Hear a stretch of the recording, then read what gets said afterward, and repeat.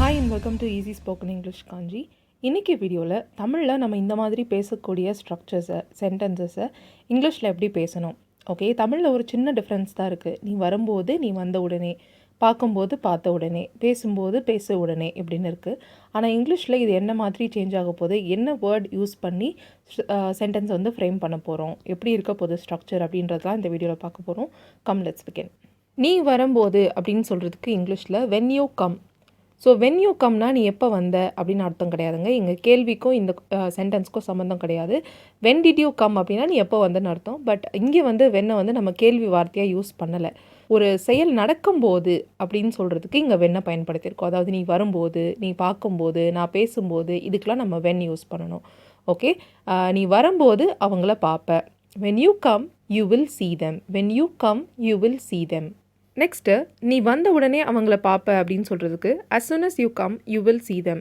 So ஒரு செயல் நடக்கும்போது அப்படின்னா வென் யூஸ் பண்ணோம். ஒரு செயல் நடந்த உடனே அப்படின்னா as soon as யூஸ் பண்ணோம். நீ வந்த உடனே அவங்கள பார்ப்ப. as soon as you come you will see them. நீ வந்த உடனே அவங்க கிளம்புவாங்க. ஒரு செயல் நடந்த உடனே, right? as soon as you come they will leave. Okay, நீ வந்த உடனே அவங்க கிளம்புவாங்க. as soon as you come they will leave. நான் பார்க்கும்போது அவன் சிரித்தான். ஒரு செயல் நடக்கும்போது இல்லையா, ஒரு செயல் நடக்கும்போதுனா வென் யூஸ் பண்ணோம். When I saw him he smiled. When I saw him he smiled. நான் பார்த்த உடனே அவன் சிரித்தான். ஒரு செயல் நடந்த உடனே as soon as I saw him he smiled. as soon as I saw him நான் பார்த்த உடனே அவன் சிரித்தான். he smiled. அவன் பேசும்போது நாங்கள் கவனிப்போம். when he speaks we will listen. when he speaks we will listen. அவன் பேசின உடனே நாங்கள் வருவோம். as soon as he speaks we will come. அவன் பேசின உடனே நாங்கள் வருவோம். Okay, as soon as he speaks we will come.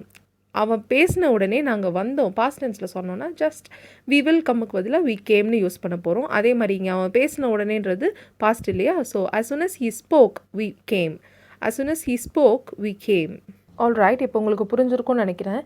When அப்படின்னா வென் எப்போ யூஸ் பண்ணணும்? ஒரு செயல் நடக்கும்போது, ஒரு ஆக்ஷன் நடக்கும்போது.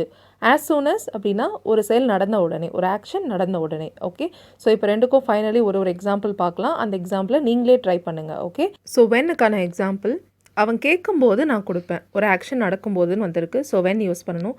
என்ன ஆன்சராக இருக்குன்னு நினைக்கிறீங்க? கெஸ் பண்ணுங்கள். Yes, you're right. when he asks I will give. So நான் நிறைய வீடியோஸில் சொல்லியிருக்கேன், he she itன்னு வரும்போது வேர்போட எஸ் சேர்த்து சொல்லணும். ஸோ அதனால் இங்கே when he asks I will give.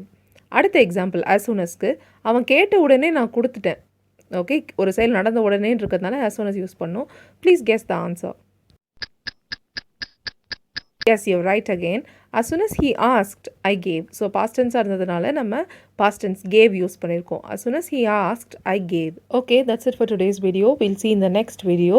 And நீங்கள் எங்களோட அகாடமியில் டைரெக்டாக சேர்ந்து ஸ்பீக்கிங் கோர்ஸில் படிக்கணும்னு ஆசைப்பட்டீங்கன்னா ஸ்க்ரீனில் தெரியுற நம்பருக்கு கால் பண்ணுங்கள். ஆன்லைன் அண்ட் டைரக்ட் கிளாஸஸ் ரெண்டுமே எடுக்கிறோம். Okay, so if you are interested, please call the number that you see on the screen. We'll see in the next video. Till then, take care and bye.